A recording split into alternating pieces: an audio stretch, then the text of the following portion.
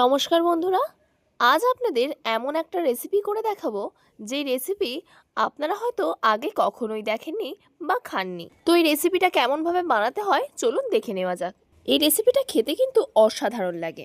এখানে আমি একটা কড়া গরম হতে বসিয়ে দিয়েছি, এর মধ্যে দিয়ে দিচ্ছি জল।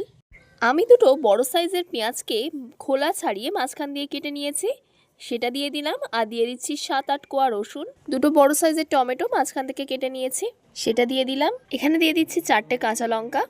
এতে এবার গোটা গোটা করে কেটে রাখা আদা দিয়ে দিচ্ছি। বাটিতে অল্প করে জল দিয়ে মটরশুঁটি দিয়ে দিয়েছি, সেটা এর মাঝখানে বসিয়ে দিচ্ছি। এখানে আমি 4টে ডিম নিয়ে নিয়েছি, এবার এগুলোকে ফাটিয়ে এই বাটির মধ্যে নিয়ে নেব। এই রেসিপিটা করলে 4টে ডিম কিন্তু 6 জনে খেতে পারবে।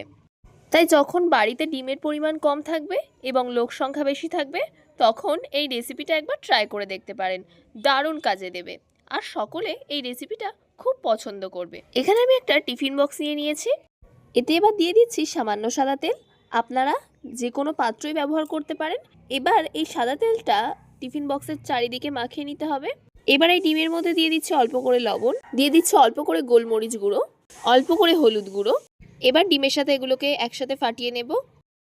ফাটানো ডিমটাকে টিফিন বক্সের মধ্যে দিয়ে দেব। এবার এই ডিমের টিফিন বক্সটাকে এই মটরশুঁটির বাটির ওপরে বসিয়ে দিলাম। এবার এগুলোকে ঢাকা দিয়ে 10 মিনিট মতো সিদ্ধ করে নেব। দেখুন 10 মিনিট পরে আপনাদের খুলে দেখাচ্ছি। দেখুন ডিমটা কত সুন্দর সিদ্ধ হয়েছে। আমি আপনাদের কাঁটা চামচ দিয়ে ফুটে দেখাচ্ছি কত সুন্দর হয়েছে। দেখুন কাঁটা চামচটা একদম ফ্রেশ বেরিয়ে আসছে। এবার এটাকে নামিয়ে নেব। এবার একে একে সবগুলোকে এর মধ্যে থেকে নামিয়ে নেব। মটরশুঁটিগুলো দেখুন আপনাদের দেখাচ্ছি কত সুন্দর সিদ্ধ হয়েছে। এইগুলো যদি আমি কড়ার মধ্যে দিতাম ডাইরেক্টলি, তাহলে কিন্তু অনেক বেশি সিদ্ধ হয়ে যেত। এবার একে একে সবগুলোকে কড়ার মধ্যে থেকে নামিয়ে এই মিক্সি জারের মধ্যে নিয়ে নিচ্ছি। এবার এগুলোকে ব্লেন্ড করে নিতে হবে। ডিমটা আমি এর মধ্যে থেকে তুলছি না, এর মধ্যে পিস পিস করে কেটে নিচ্ছি। আমি চৌকো চৌকো শেপ দিচ্ছি, আপনারা চাইলে যে কোনো শেপ দিতে পারেন। দেখুন এইভাবেই চৌকো চৌকো শেপ দিয়ে নিয়েছি। এটা খেতে কিন্তু অসাধারণ লাগে, এটা আপনারা শুধুও খেতে পারেন। আমাদের চ্যানেলে নতুন হয়ে থাকলে চ্যানেলটিকে সাবস্ক্রাইব করে আমাদের পাশে থাকবেন। আপনাদের সাপোর্ট না পেলে আমরা কখনোই এগিয়ে যেতে পারবো না। যে মশলাগুলো আমি মিক্সিতে তুলে নিয়েছিলাম সেগুলো ব্লেন্ড করে নিয়েছি দেখুন। আর এই যে জলটায় আমি সব মশলা ফুটিয়েছিলাম, সেই জলটা ফেলবো না, এটাকে একটা বাটিতে তুলে নেব, পরে রান্নার কাজে ব্যবহার করব। এদিকে আমি উনুনের জালটা ধরিয়ে কড়াটা গরম হতে বসিয়ে দিয়েছি। কড়াটা গরম হয়ে গেছে। গরম কড়ার মধ্যে দিয়ে দেবো সর্ষের তেল। রান্নাটা সর্ষের তেলেই করবেন, তাহলে খেতে বেশি ভালো হবে। তেলটা গরম হয়ে গেছে। ঠিক এমন গোটা গোটা করে আলু কেটে নিয়েছি, দুটো বড় সাইজের, সেটাকে দিয়ে দেবো তেলের মধ্যে। আলুগুলো খুব ভালো করে ভেজে নেব। আপনারা চাইলে আলুটাকে স্কিপ করতে পারেন। আমি দুটো আলু দিলাম।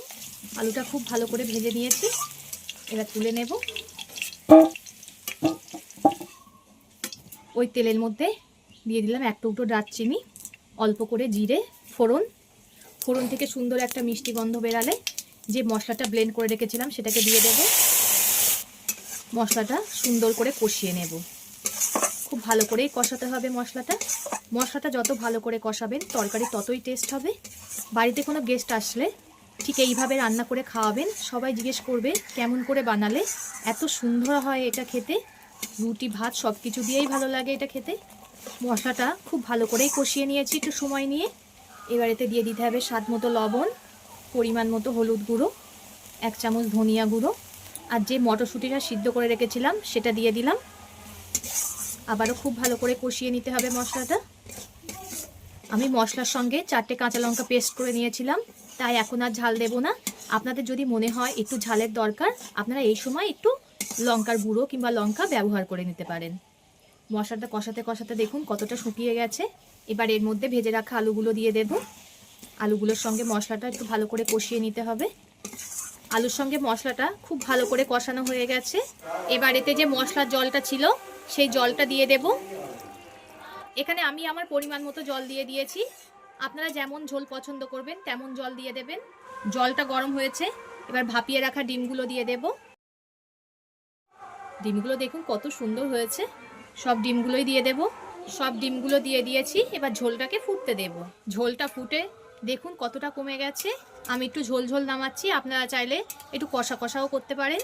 আর পিসগুলো দেখুন কত সুন্দর লাগছে দেখতে, একদম পুরো পনিরের মতো। এটা খেতে কিন্তু দারুণ লাগে বন্ধুরা, একবার হলেও ট্রাই করে দেখবেন। সবাই আঙুল চেটে খাবে, এত সুন্দর লাগে এটা খেতে। আমার হয়ে গেছে, নামাবো। নামানোর আগে দিয়ে দেব গরম মশলা গুঁড়ো। এটা আমার বাড়িতে বানানো গরম মশলা। এই ভিডিওর ডেসক্রিপশানে দিয়ে দেবো কেমনভাবে গরম মশলা বানাতে হয়। এতক্ষণ ধরে ভিডিওটা ধৈর্য ধরে দেখার জন্য অসংখ্য ধন্যবাদ। আপনারা কে কোথা থেকে বন্ধুরা দেখছেন কমেন্ট করে জানাবেন। আপনাদের সুন্দর সুন্দর কমেন্ট পড়তে আমার খুবই ভালো লাগে। পরবর্তী ভিডিওতে আপনাদের সঙ্গে আবার দেখা হচ্ছে।